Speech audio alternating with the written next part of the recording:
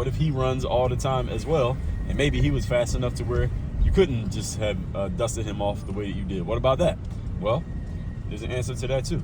My answer to that is I could size him up pretty well. I sized this guy up pretty well, and I looked at his stomach, because his stomach and his arms, he was shorter than me, which means his legs ain't as long as me. His stride length is not as long as mine in terms of running. And I was looking at his arms, and I could see he didn't really have any muscle definition. So I just looked at him, and knowing myself, I knew this dude does not work out as much as I work out. He does not run or do cardio as much as I do cardio. So if push comes to shove, it ain't no way in hell this dude is beating me in a foot race. That ain't happening.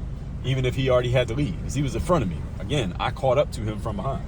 So I know that this guy, first of all, just by the fact that I caught up to him from behind, I know he's not in the same shape that I am, because if he was in my shape, like that say it was me trying to catch up to me, I never would have caught up to me, because I wouldn't have been running fast enough to catch up.